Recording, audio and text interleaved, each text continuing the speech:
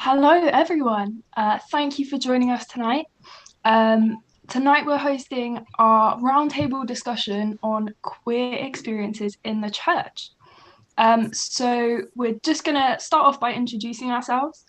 My name's Lou. My pronouns are she or they. I am the LGBTQ plus rep for SCM, and I'm also a trustee. So, I'm going to invite my wonderful, I was going to say panelists, but discussers to introduce themselves. Shall we have Genevieve? Would you like to go first?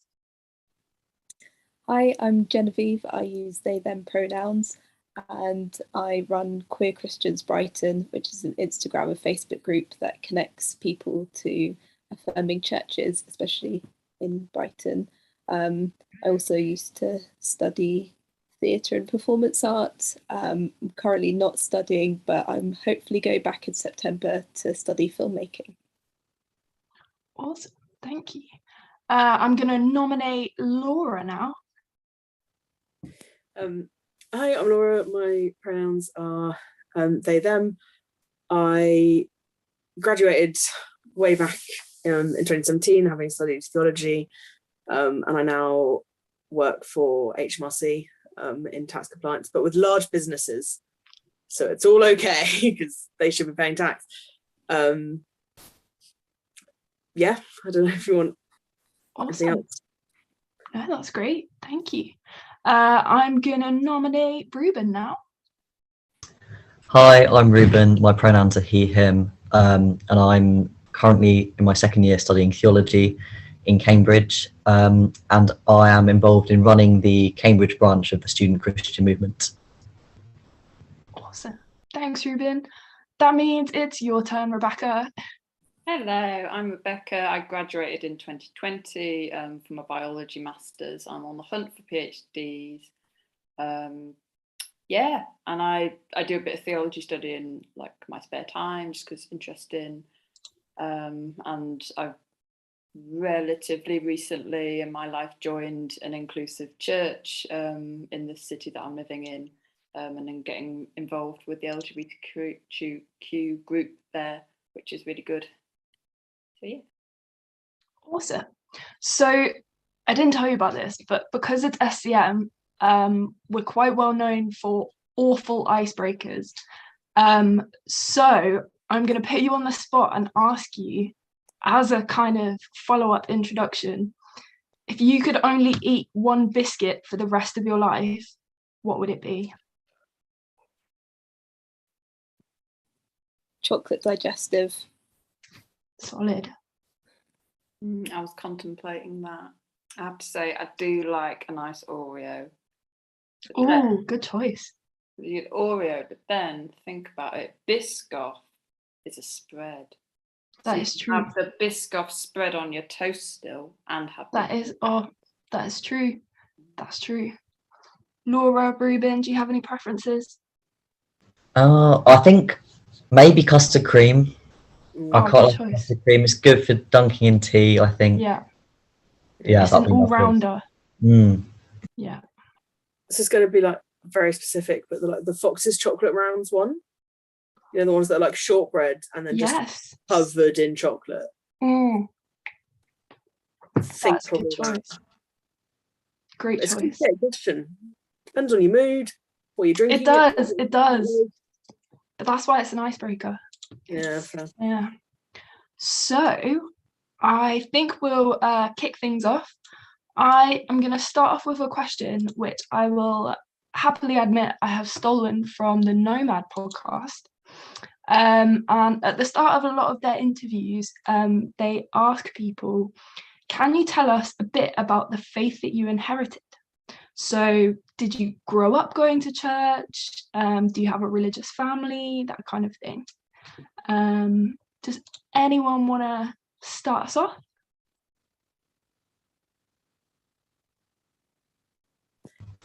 I'm happy to. Yeah, go ahead. So sort of nominally went to church growing up. My mum is Roman Catholic. My dad is technically speaking Church of Scotland, which is he's fond of saying makes him technically a Puritan. So I think the Church of England was chosen as the like nice midpoint between those two sort of extremes. So kind of christened when I was a baby, but we didn't really go to church that much. Christmas, Easter, maybe another couple of times, but not properly, not hugely. I would have said I was an atheist as a teenager and then came to university and studied theology and became a Christian. I'm that person and I hate it a little bit. But just ended up Church of England because it's what I knew and it's what I'd gone to. So kind of, broadly Anglican, I'd have said, as a faith to have inherited. Yeah, that's really cool. With the odd bit of Catholic guilt, which is really fun. I've very strong feelings about bare shoulders in church. Don't worry about it. I feel that. I'm C of E as well, but I went to Catholic schools, so I've got that bit of Catholic guilt mixed in there as well. I know how you feel.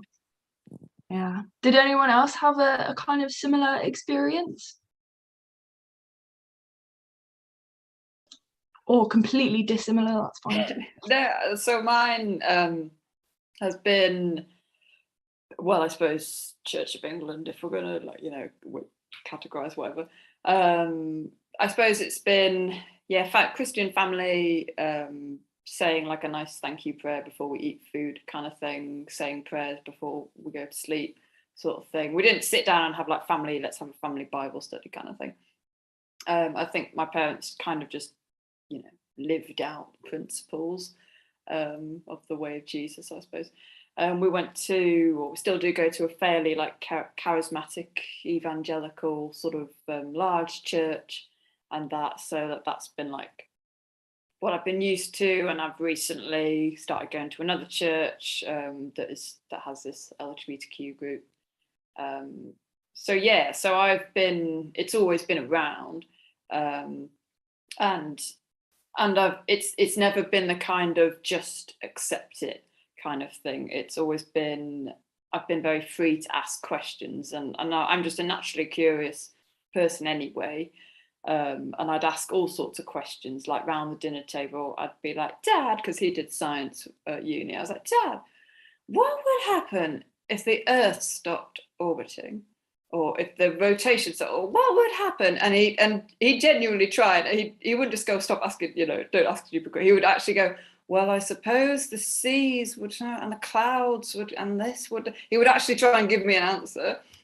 And there was only like one time when my sister grew like tired of me asking questions all the time. And she was like, right, if I say dask, then it means don't ask stupid questions. And she tried it once when I asked something. She was like, dask. And I was like, but that wasn't a stupid question. So she gave up. So I've always been free to just like ask whatever. And like a few years ago, I remember just like in the allotment with Mum being like, Mum, what's the point of angels? And she was like, what do you mean, what's the point of them? And I was like, well, what's the point of them? Like, and she's like, well, they're supposed to be like messengers of God, aren't they? I was like, yeah, but if we could just talk to God directly, then what's the point of them? And she was like, I never really Fair question. like that. Yeah. So yeah, that's it's been very kind of, I'm free to ask. Yeah. That's good. That's good. Awesome. I grew up in the Church of England as well. In my church choirs from the age of about 7 or 8. I went there all through school, and I was just very fortunate because it was, such a wonderful community. Had so many friendships there, and it was just a totally inclusive and affirming church environment. So sort of as I entered my mid-late teens, my faith just became very sincere because I came out in that church. It was totally affirming. And so my whole sort of worldview and my life fell into place and made sense. So I'm very, very thankful for my like Christian origins and for that like church experience. That's awesome. I think we'll definitely kind of talk more about like our faith now. But that sounds like a really great experience. That's really cool. Genevieve. Yeah, my faith experiences are quite different. I grew up Baptist, and it was a kind of a weird Baptist church where there were lots of people with lots of different views, but nothing was really talked about, which was both a good thing and a bad thing.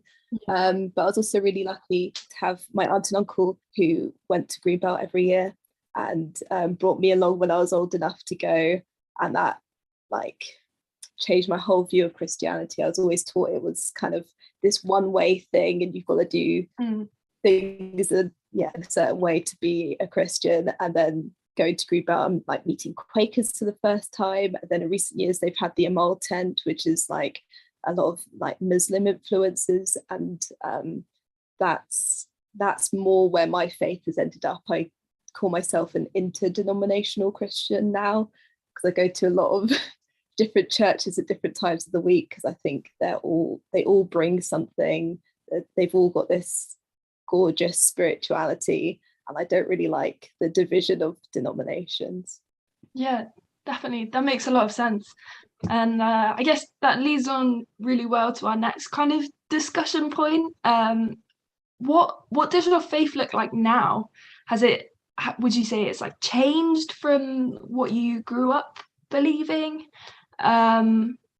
Or like, is it exactly the same? Are you in the same kind of environment? How have things kind of changed or shifted, do you think?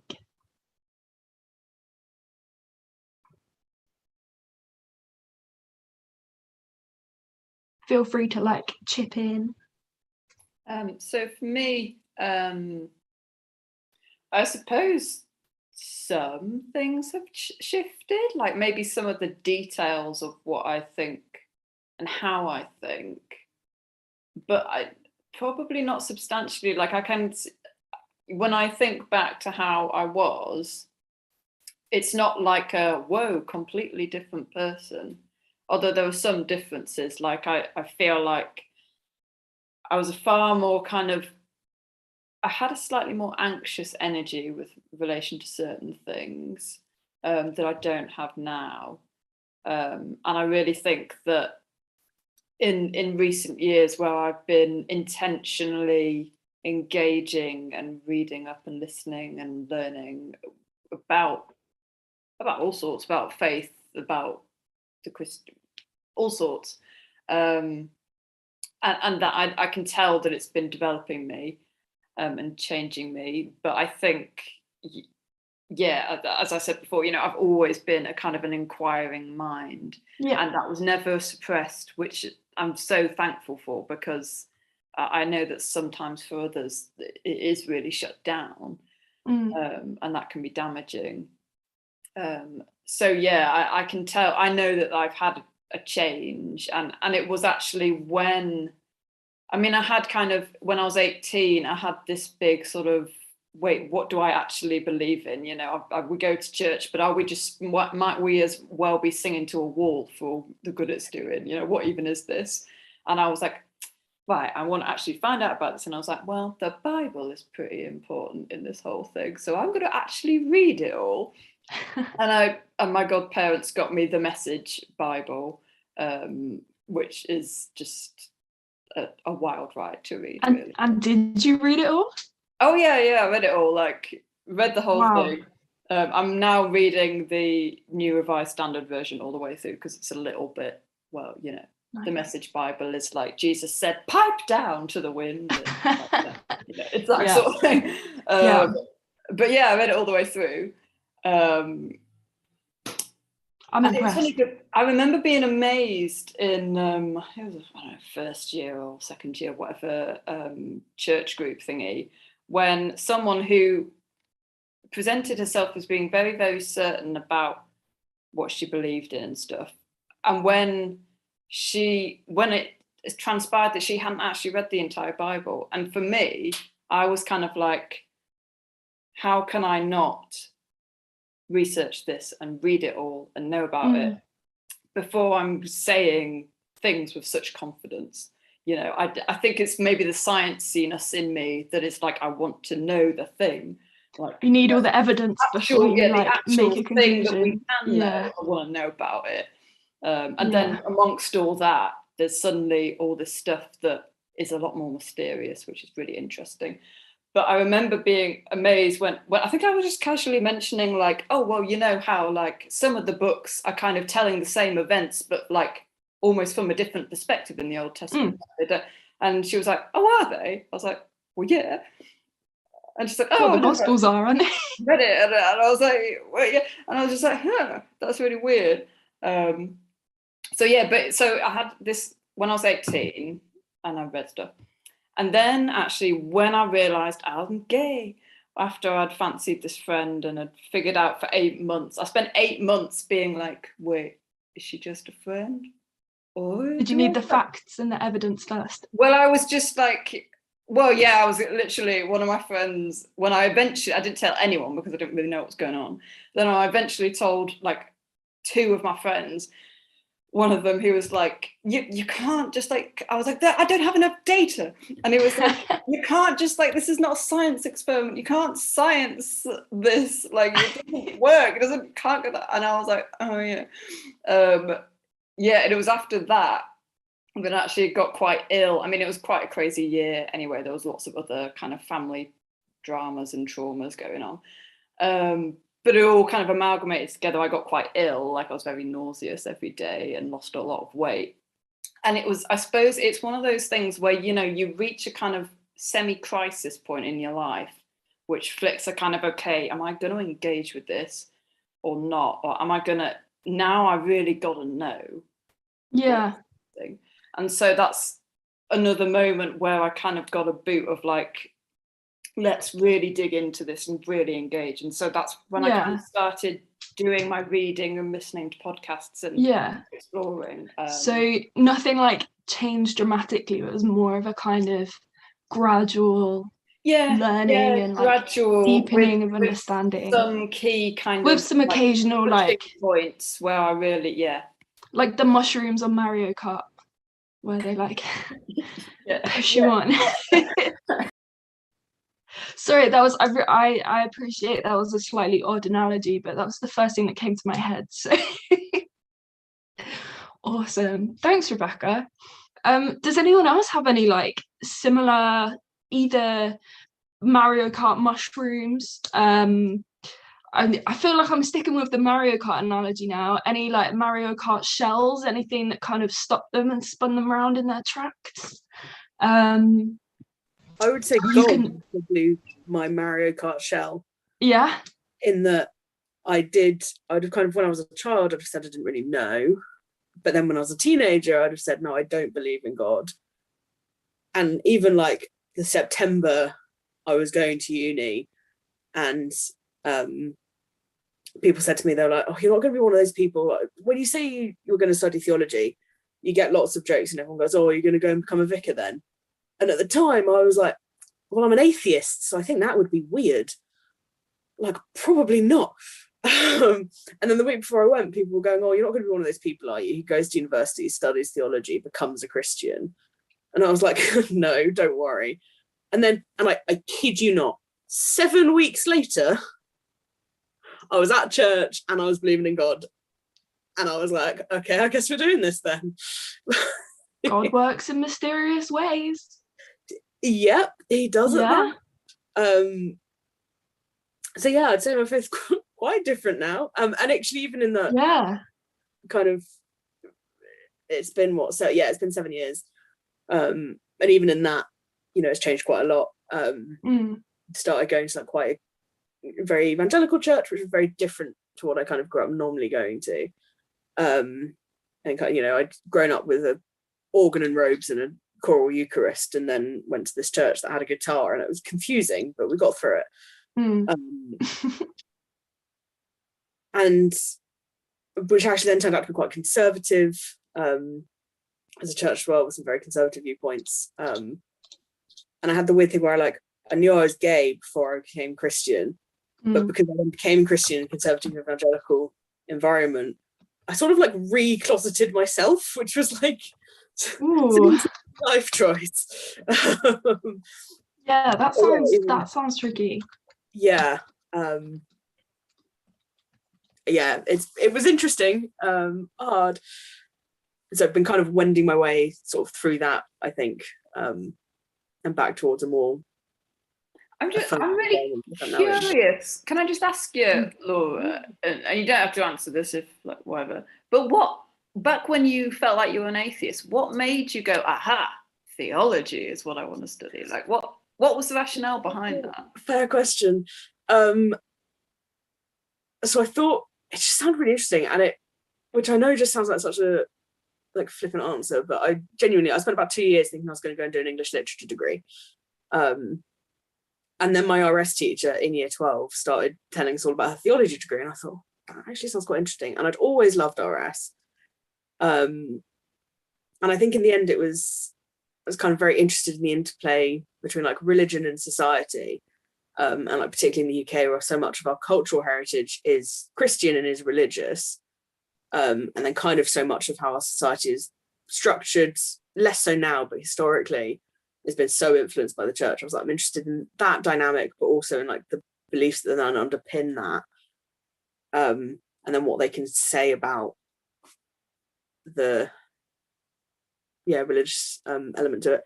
But now looking back on it, so I went to faith school for kind of 3 years, the sort of preschool reception to year 2. And I can remember being about 5 and asking my mum and being like, Mum, so they were telling us about God today. And she was like, yeah, okay. I was like, so you know how God is the Father? I was like, yeah. I was like, and then there's Jesus, who's the Son. I was like, well, yeah. I was like, Jesus is also God. I was like, yes. I was like, but how does that work? How can he father himself? And my mum, I think, was baffled and was a bit yeah. And I mean, for context, I was helping her with the unload the washing machine as well. Yeah, that's some deep theological questioning for a 5-year-old. It was about 5. So looking back at it, I'm not surprised I ended up studying theology in the grand scheme of my life. I love it though. It's a good origin story, isn't it? Yeah. I like it. I mostly just feel really sorry for my mum, who's maybe she'll be getting the theology degree by proxy. You'll be able to tell her, so I learn. Yeah. Oh, yeah. Awesome. So I guess kind of moving on a little bit, we've spoken a little bit about how what our faith looks like now. But I'm just wondering, how has being queer shaped your experience in church, in faith communities, in religious spaces in general? Anyone feel free to chip in. Yeah, I think I mentioned that, growing up, I was incredibly comfortable in my church. My coming out experience was just, better than I could possibly have hoped. I just remember saying, when I had the conversation with the priest in charge, it just came across as so obvious to them that the loving Christian thing to do is to just affirm queer people, and that's something I just carried with me and completely embraced.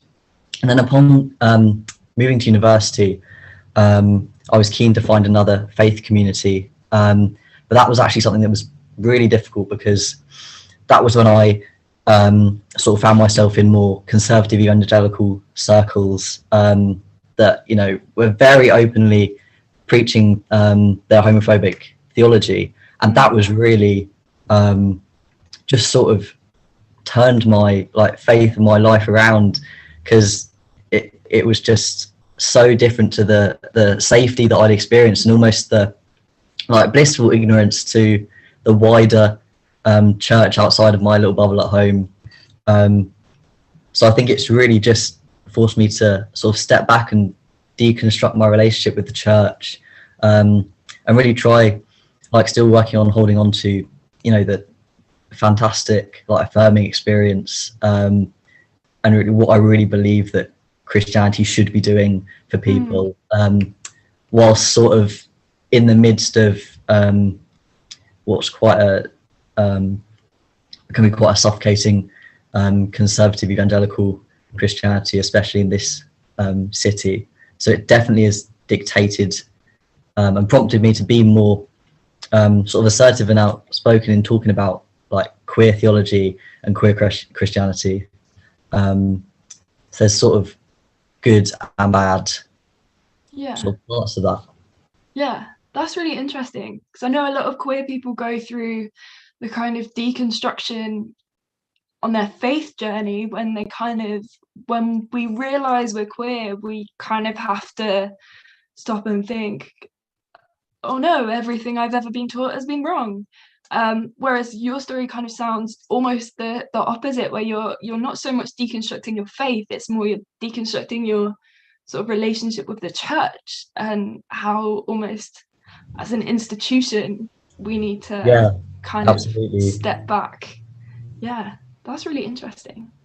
Thank you for sharing that, Ruben. Does anyone else? Yeah, go ahead. I had a similar experience to Ruben, which is that I'd kind of come to this affirming place after going to Greenbelt mainly, and then when I moved to uni and being in Brighton, I thought this is the place where I can finally be out in Christian spaces. And I went to the Christian Union, but it was run by UCCF, and so they only had conservative evangelical churches there, and I didn't know that. And I was looking up one of the churches I met there on their website, said they were inclusive, so I joined that church. And within a few months of being at that church, I'd closeted myself, and they preached from the pulpit that being queer is to have a life without God, and that pride is demonic. And I was sat there going, if I stand up right now, I'm gonna be outed, so I can't like leave.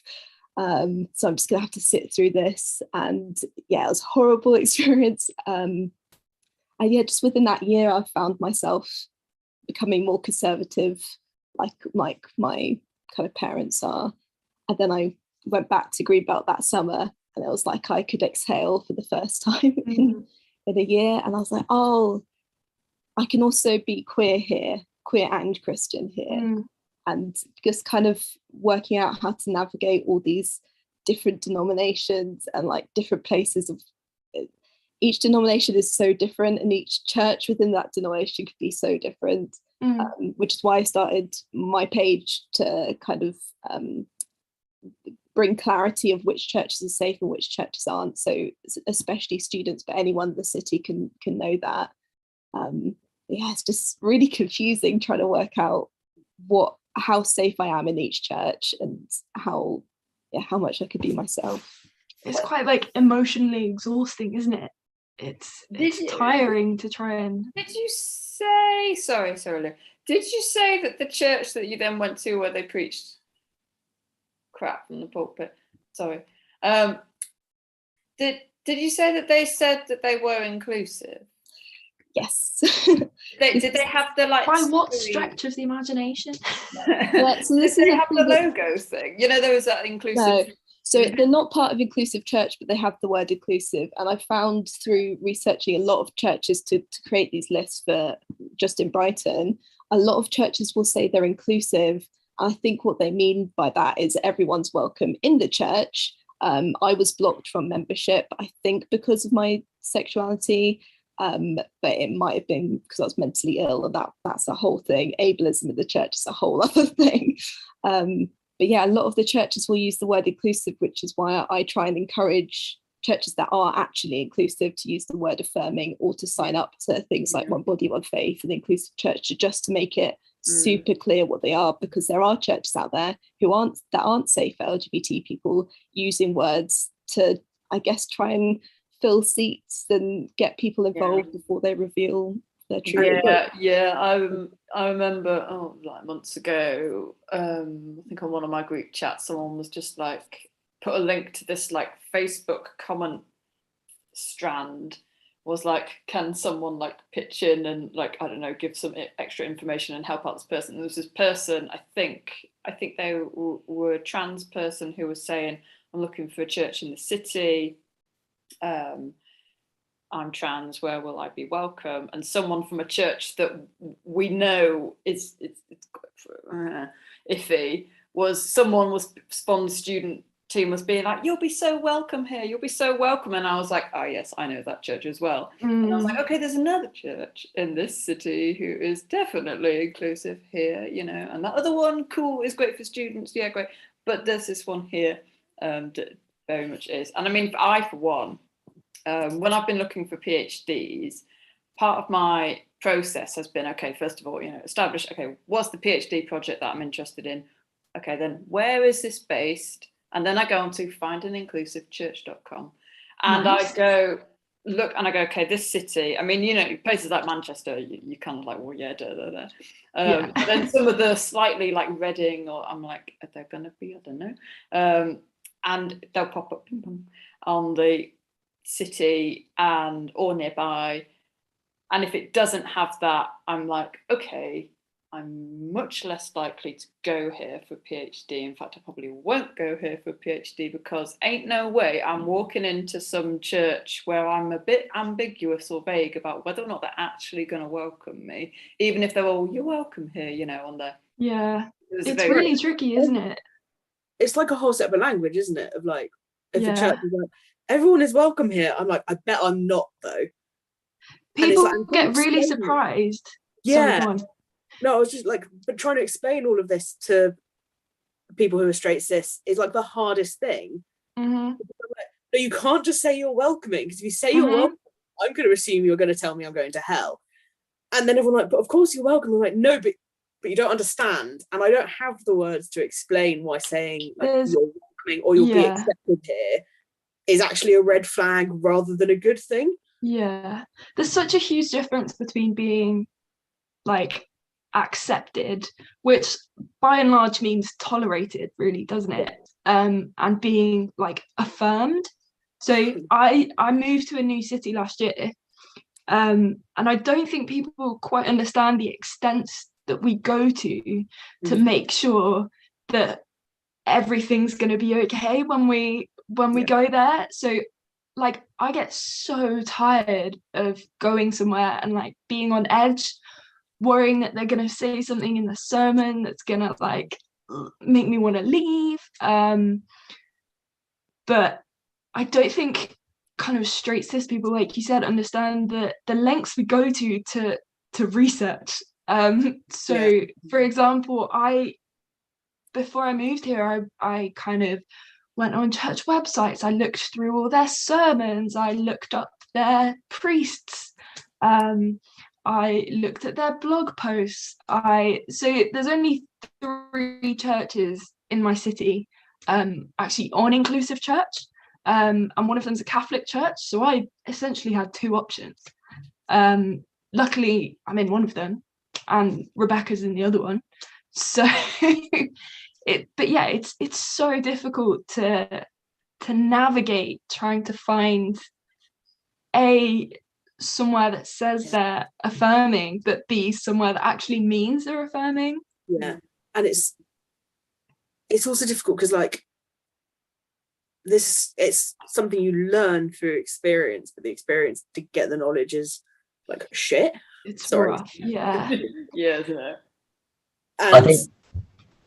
Sorry. No, I know Queer Christians Brighton provided information about coded language, and I remember that being really validating and helpful because that was something I picked up on when I experienced like evangelical church that wasn't affirming. The language they were using, terms that would generally not be accepted in secular society, being used during sermons to describe queer people, and thinking, surely this is this is not right. But because it's being used by someone who's in such a position of power and authority in the church, it's incredibly difficult to speak out against that. So I think creating those sorts of resources that make people aware that this language is damaging, and this is why it's, this is the history of it, this is why it's damaging, is really, really important.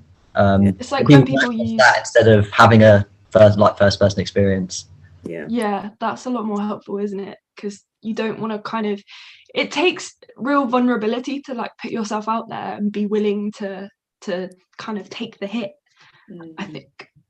But that kind of made me think that so at SEM, what we're trying to do fairly soon is we're going to try and launch a type of campaign, but to really encourage churches to be more honest and open about their kind of stance on LGBTQ plus things. I'm not going to say issues, we're way past that, like we aren't issues, are we? But just kind of there just to be upfront and honest, because it would save us so much emotional turmoil. Just to have a list. Yeah, and I kind of want to jump in on that because it's like I'm really, the kind of thing that's on my heart at the moment and that I'm quite passionate about currently is the slightly more insidious exclusion that happens. And by that I mean so I spent 5 years, became a Christian at the very conservative evangelical church. That, don't know if has anyone heard of Ian Paul? Only vaguely, but yeah. Pretty openly homophobic. He would hate that word, but priest who publishes lots of. He helped the letter that's just gone to the Home Office about how you shouldn't ban, how conversion therapy shouldn't be banned. He helped write it, and he helped do the theology underpinning it. And the church I became a Christian at is the church he is associated with. So it was a rough time. I have the church I went to as a teenager, one of the main authors of that same letter is a youth worker there. I get that. It's a rough place to exist. I was there for 2 years and then I left. And I left actually largely because I just didn't feel part of the church, and not actually because they'd said anything weird about gay people, although they probably would have done if I'd stayed for longer. And then I spent 5 years at this church that I loved, and I kind of still do love, and I thought would be fine because if you ask people, they're like, "Oh yeah, it's fine. Tommy's gay." Who was church warden, but actually it wasn't in the end, and it's kind of lots of shit happened that is difficult to get into, but it's all of that. It's that coded language and that you're accepted, but actually we're not going to affirm you. And we're not going to talk about it, and we're not going to say what we think, even though we don't think you should be able to get married or you're really okay, but we're not going to tell you that. You can think what you want in our church, and this kind of weird environment where in many ways I was so accepted in that I was on rotas, I was doing kids work, I was on PCC, I was so involved. But at the same time, I felt like I was the awkward, dirty secret that no one wanted to talk about, the stereotypical creepy uncle. And it's a really weird place to exist in. And actually, in some ways, and I know this is a very loaded thing to say, in some ways it's kind of not more dangerous, but I sort of wish someone had just stood up at the front of the church and been obviously gay people are going to hell. No, I agree. You just want some clarity, don't you? Genevieve, did you want to chip in on that? To say on this. Go ahead. Obviously, the letter that just came out was terrible. The words was horrible, but I kind of love it because they said what they believed. I've got that list. I can really clearly tell people, look, these churches aren't safe. This is what they've said. Right? There's some other churches in my city who didn't sign the letter, but I know they have the same views, but I can't point out anything because either stories people have told me confidentially that obviously I can't share, or it's just like, it's coded language. It's hard to tell people that. There's like one particular church that's a HTB plant here that is horribly transphobic and homophobic, but they don't publicly have a stance.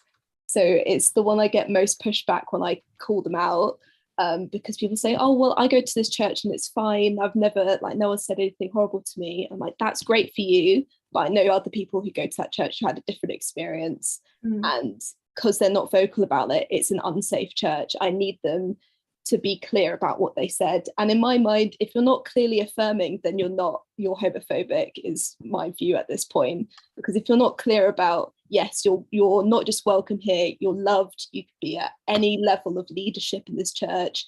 If it's a denomination that allows same-sex marriage, you can get married here. If you're not doing that, then you're homophobic. And that's just where I am at this point. But I wish they'd stick their colours to the mast. Yeah, I understand that. It's tiring, isn't it? It's just so exhausting.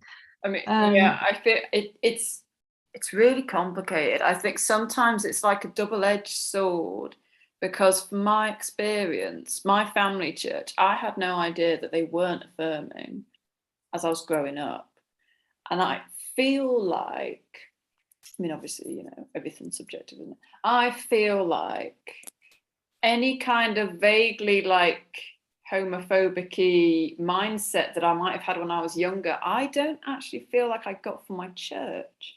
I feel like I got from wider society. You know how on TV it will be like, if there was a gay character, then it'd be like, oh, they're a bit gay, they're a bit weird. It was always like, gay people are a little bit weird. There's not that many of them. We don't really talk about them. We don't really have any representation.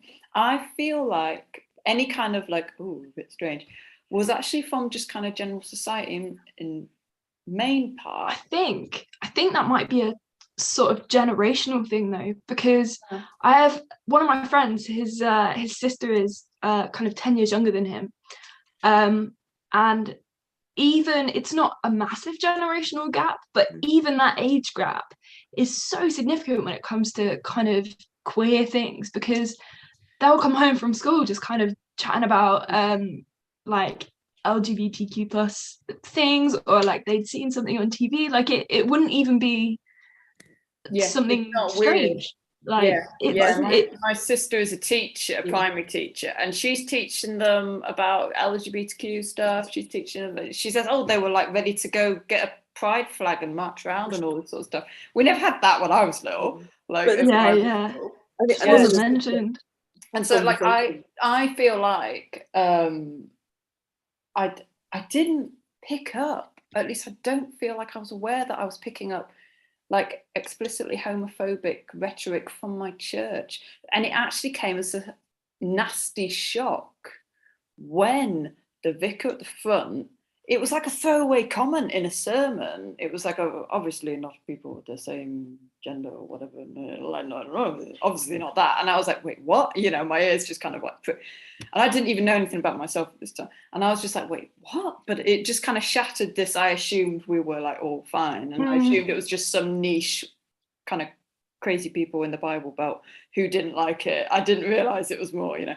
And I literally, after the service, I like chased him down the aisle. I was like, excuse me, can I just ask you about that? And I like cornered him. Some questions. Like, yeah, can I just ask you some questions? And asked him about it.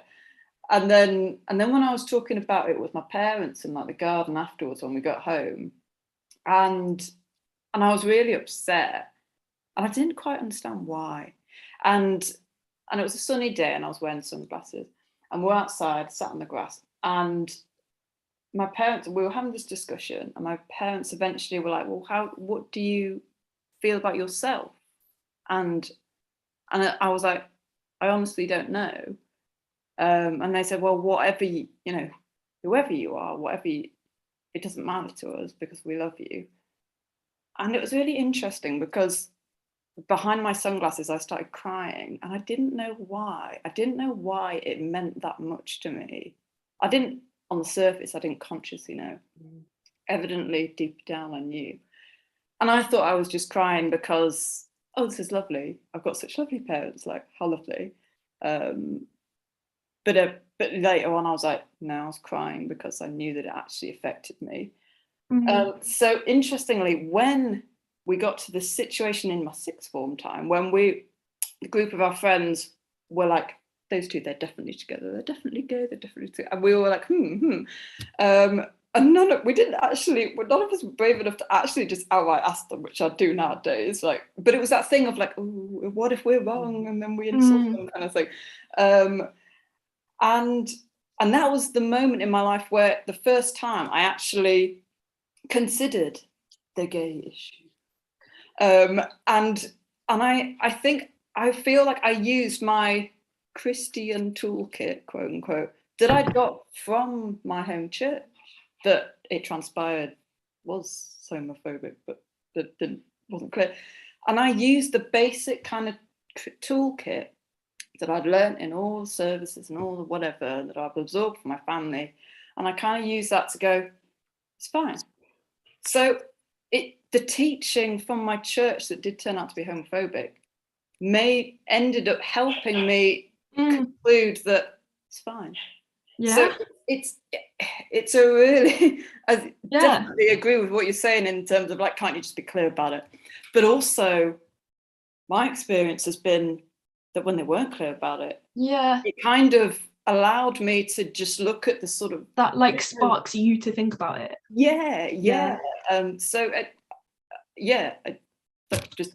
It's complicated.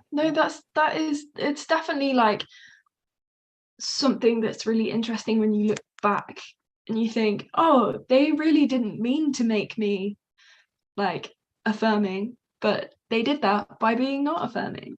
But I guess that kind of leads on to another thing I kind of wanted to get your opinions on is, how do you think as queer people we can contribute uniquely to church?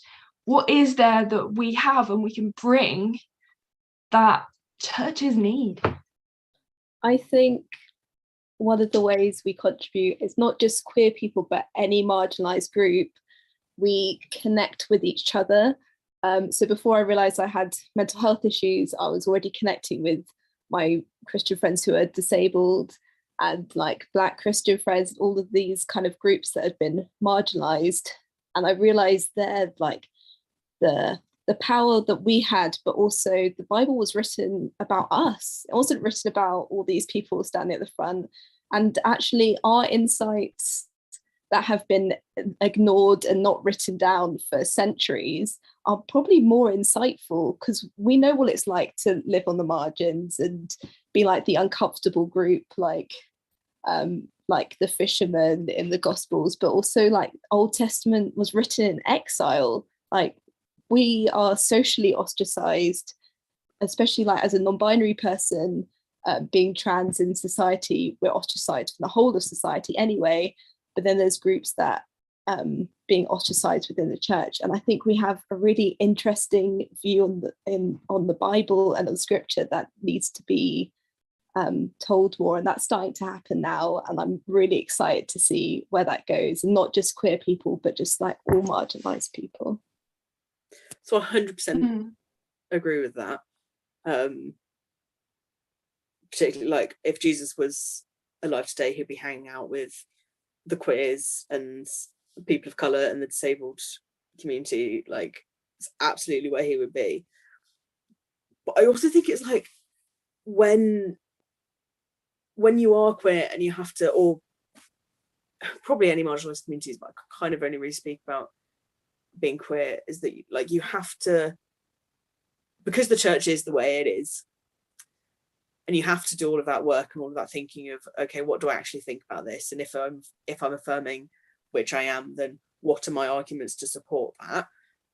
So that the next time someone tells me that God doesn't like gay people because of what it says in Romans, I can be like, well, actually, I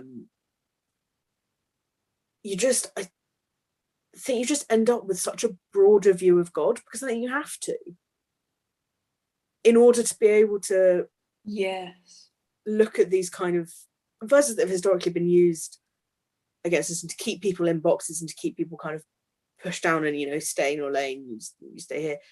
You end up having to think more broadly about God, because you're like, because then all the like God is love and we love because he first loved us verses matter more. And I can just remember, so we used to have some old next door neighbours who have been in this, I rent, but I've been in it for 2 years now, and they go to a church in Nottingham that's very conservative, very evangelical, and outright said to my housemate, who is also queer, oh, well, I do think gay people are going to hell. On like their first conversation, which is lovely. like a strong opener to a relationship. What are you having for your tea? I think you're going to hell. Right. Like, and she was on the surface very nice, and we had several quite nice conversations with her, and to be honest, it was excellent because she had a fire pit and our gardens had a very low fence, and there was a gap where a gate would have been. So in the various lockdowns where you like weren't allowed to be in other people's gardens or socialize, put the fire pit in, broke in the fence, and then we're in our own private gardens with a fire pit and some marshmallows, and that's legal. So we had to it was a weird relationship because there's obviously this like quite nasty undercurrent that we just weren't talking about. But she was like genuinely quite nice as a person. But actually by the end of the year, because we talked about it a lot, and actually by the end of the year, and then moving out, I just thought actually kind of how sad for her that she's got this very narrow view of God, and she just cannot comprehend the idea that actually maybe God would love us and would die for us as much as he died for her. And actually, to me, there's something desperately sad about that. Do you not think even after spending a year with you, they still kind of were of that perspective? Because I find with a lot of people with like very, very homophobic views, it's because they've never met a queer person. They've never like lived next door to someone. But yeah, maybe. I don't know, because we didn't really talk about it, and she never actually said anything about it to me because I very carefully. My housemate told me about this conversation before I'd met her, and so I then very carefully I put some bars around our interaction. Yeah. And maybe, and I kind of hope so as well, because we were,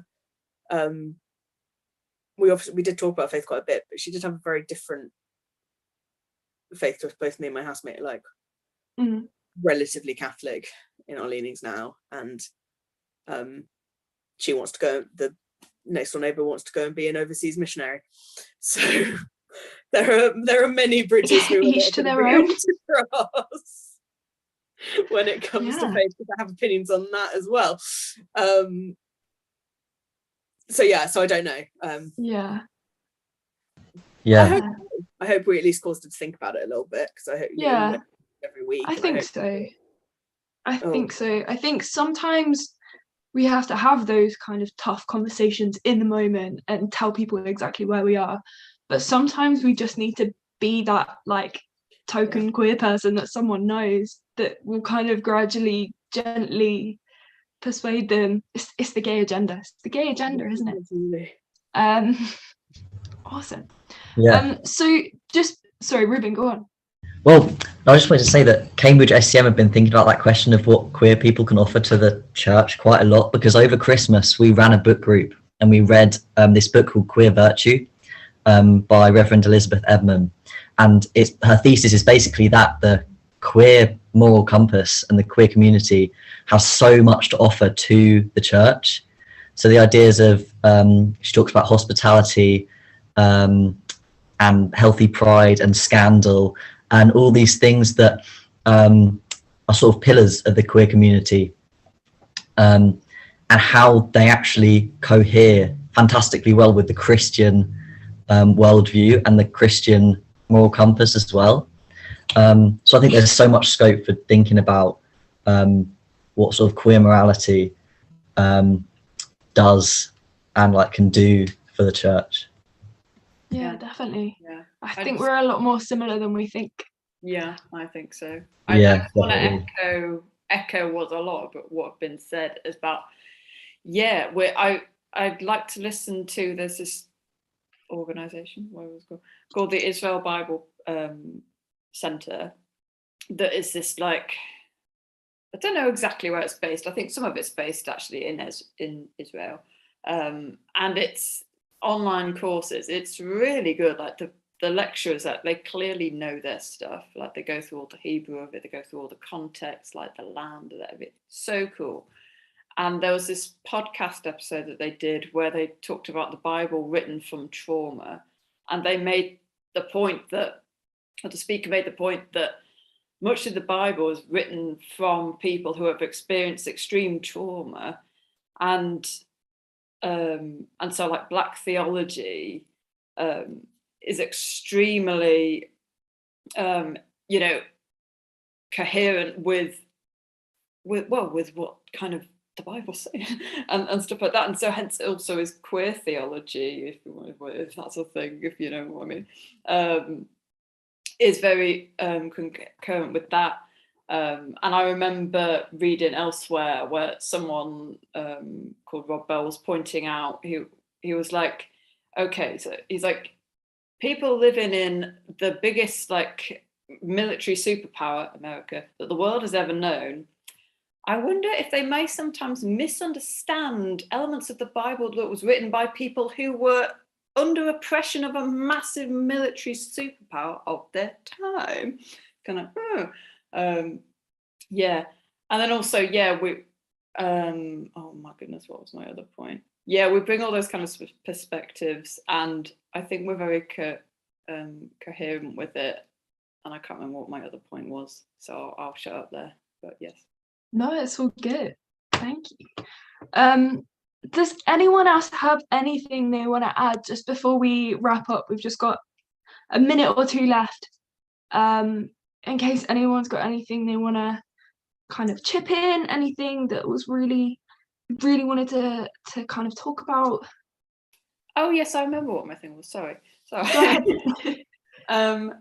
Yes, I think we end up, because we have to, I think we end up trying to learn more. I mean, maybe this bit of a generalization, but it's definitely been my experience.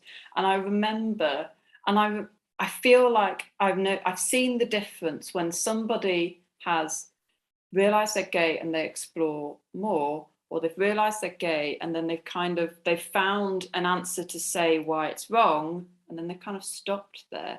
I remember in this group discussion, this person telling us all that when she realized, I can't remember whether she realized she was bi or gay, and her mum was like, oh well, the bride of Christ and the formula for marriage or something, and so that for her was like there we go, there's the answer. I know I can't try and have a relationship with a woman she'd tried before, and she'd felt all like not happy about it. But she was saying things, I mean, apart from that, she was saying things that just didn't make sense considering she was a queer person.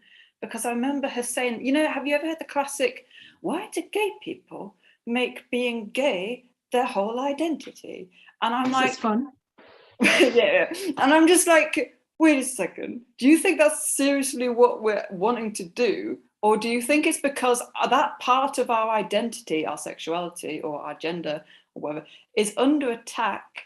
So of course you defend what is under attack. You don't no straight person is having to defend their straightness, really. So of course they're not having a straight pride thingy. I mean, some people are, but like, it's not a thing. And so she was like, they should make their identity about being in Christ. And I was like, but what? And I remember chatting to my parents about this, and they were like, my dad was like, the thing is, you can't expect someone who's probably very confused themselves to make a lot of sense when they're talking about some of this stuff, because she's probably still very confused. And, for a bit, I felt quite frustrated with this person whenever I'd think of her. But now I kind of just feel very sorry for her, because I think at the moment she's got this Bride of Christ reason thing that suits her apparently somehow. But I feel like she's going to hit some experience in her life next where it's not going to be adequate enough, and she's going to have some kind of crisis. And then maybe that will be when she'll really start digging in to. It's hard, isn't it? Yeah. What is it? And she might wish she had done that before. And then she might regret things that she'd said or done or advocated for before. But it was her journey. It was where she was. And so, yeah, it's almost like you're looking back on someone who's at an earlier stage a similar journey you've already been on? Yeah, maybe. And like, I know it seems a similar situation to Vicky Beeching, the person who was like singer, you know. She was very much like, oh no, it's not. And then she had the unfolding crisis that resulted in kind of health crisis as well, where she then really did her research again, and then she changed. And I thought, actually, this person that I know, she may well have a similar journey, but she's at the stage right now where she's like hanging on to something that makes sense to her and also suits probably the pressures of her family and the people around her. Because of course it's a big, if you change your mindset, then other people around you might not appreciate that, and that's really hard. So sometimes it's brave, isn't it? Safer, yeah, it feels safer to just go, I can't even go there. I can't. But that's it's for the same kind of reasons that a lot of people just walk away. That a lot of people, they'll kind of realize they're queer and see that the church is not generally not a safe space for them, and completely understandably will walk away. So I think it again takes massive kind of courage and bravery to even stick around and even to entertain the idea that we can coexist in these seemingly separate spaces, but not apparently, as it turns out, are massively kind of interlinked and overlapping.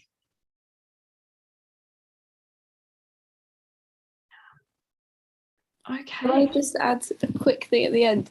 Something that I don't think get talked about a lot is churches of all denominations, whether affirming or not, do such great work with like charity and like working with the homeless and all these great things. What I worry about with churches that aren't affirming is their access to vulnerable people.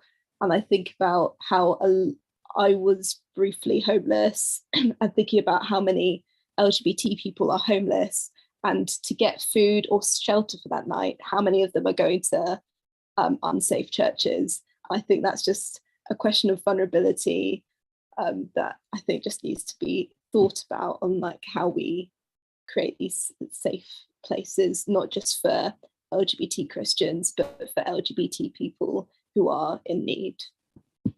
Yeah, definitely. I think you can't put barriers on your generosity, can you? You're either open to everyone completely as they are, or you're welcome to no one. Like it's almost non-negotiable. Yeah. Okay. Well, thank you so much, everyone, for taking part in this discussion. I've had a really great time chatting with you all. Thank you to everyone that's tuned in. There's two things I want to mention. Firstly, I'd just like to plug Genevieve, you mentioned briefly that letter. So there was a letter in which opposed a ban on conversion therapy for LGBTQ plus people that was signed by a number of Christian leaders. However, as SCM, One Body, One Faith, Greenbelt, and quite a few of our other progressive partners, we've put together a letter supporting the ban.